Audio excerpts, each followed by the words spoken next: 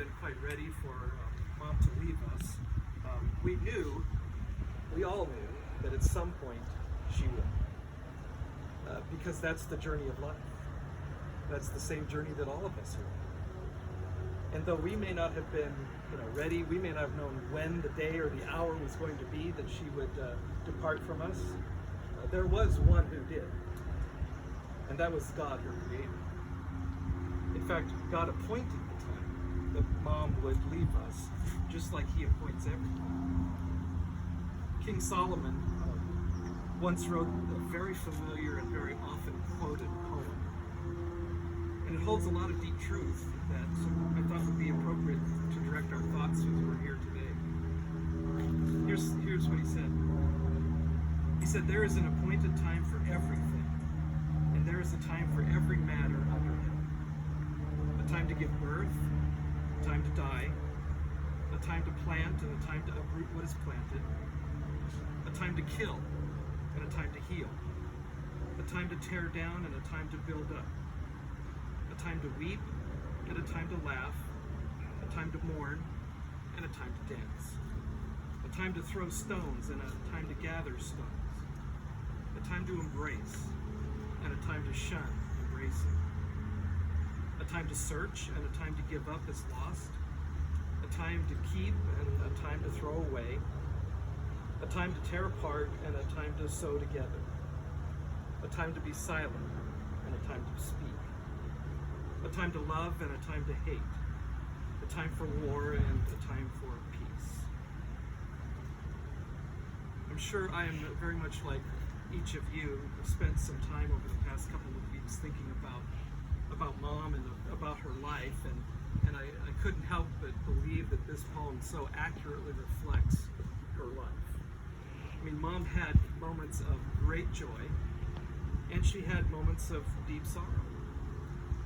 She had highs and lows, and good days and bad days, and ups and downs.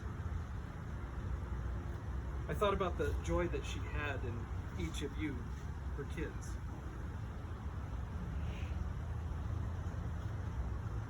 I could see it in her face. And I could hear it in her words every time you guys would come around. It was especially noticeable at the end. She was bright and cheerful, and she mustered all of her energy to do what would make your visit pleasant. She was so happy. I also, though, thought of the great sorrows that she experienced in her life. I can't imagine the grief that she knew from when as a child, her own mother abandoning the family. I can't imagine the pain and the difficulty when Dad left and forced her into the difficult role of being a single mother of four.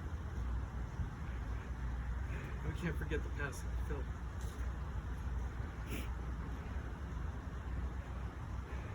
The wisdom that Solomon teaches us here is that God appoints all of these seasons to accomplish his purposes in our lives.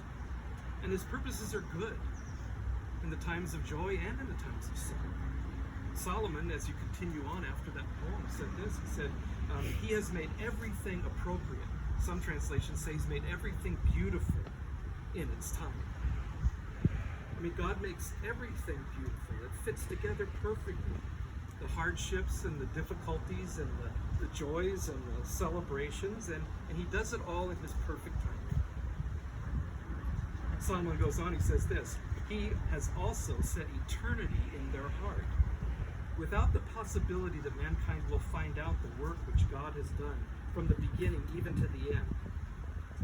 It means that even though God has been at work from the time past and all the way into time in the future, we don't always see him weaving all of these things together for good. I mean, we're typically unaware of his work, but it's happening. Sometimes you have to look a little harder in the difficult times in order to be able to see the hand of God at work there, but it's there. Since Mom left, I have heard Nancy tell the story to so many people, the last, passing moments of Mom's life. And she, with her eyes of faith, rejoices in the blessings that the Lord gave to her mom in her passing. The fact that she never had to spend a night in a hospital bed, that she never had to go into the hospital, how just a few hours before her passing, Jeff and I were down in her place, and we assisted her standing up, and on her own steam, she shuffled off to the mat. She had a wonderful week with you, Jeff, before her passing. And Jeff and Kev, she loved Thanksgiving. And how wonderful that she didn't suffer. She just peacefully slipped away. You see, if you look, you can see his fingerprints, even in times of great sorrow and awful loss. I like how Solomon concludes. He says, I know that there is nothing better for them than to rejoice and to do good in one's lifetime. Moreover, that every person who eats and drinks sees good in all his labor. This is the gift of God. I know that everything God does will remain forever. There is nothing to add to it. There is nothing to take from it. And God has so worked that people will fear him.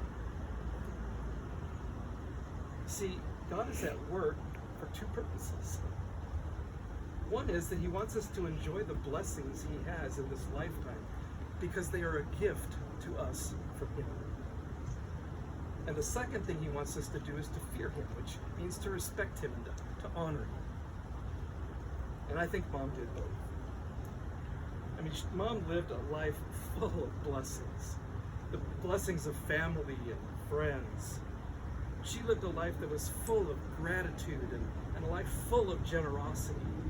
I'll never forget that every Memorial Day, Mom would go out to a local cemetery to take the tour there. Why? Because she was really grateful for the men and women who served our country and gave her freedom.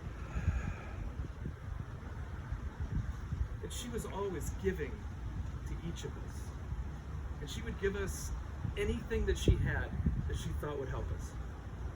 Whether that was an article she cut out of the newspaper, or how many times did we, hug her and at the end of a visit with one another, find money in our hands. And me, personally, I never looked better, except that Mom lived with it because she ironed my shirts all the time. Because she knew that was something that had to be done and she could do it, and she just wanted to give it as a gift to me.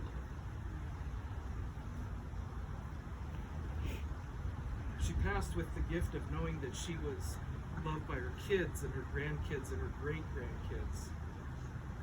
She left surrounded by those she loved. And she certainly in her life enjoyed the gifts that the Lord gave her. And underneath all of that, in her own quiet way, she honored and respected the God who made her. The God that she worshipped when she was a little kid in the Catholic Church. And in her quiet faith, which is best known by God, he's the one who knew her heart. And he's the one that heard her prayers that she prayed for each one of us consistently. In the book of Genesis, it tells us this. The Lord promised the first people that just as from dust they were formed, to dust they would return. Birth is followed by death. And so the common book of prayer for generations has always had in it this to be said at this time. Dust to dust, ashes to ashes. We commit that which remains of Mom to the earth in sure and certain hope of the resurrection to eternal life. Rest in peace.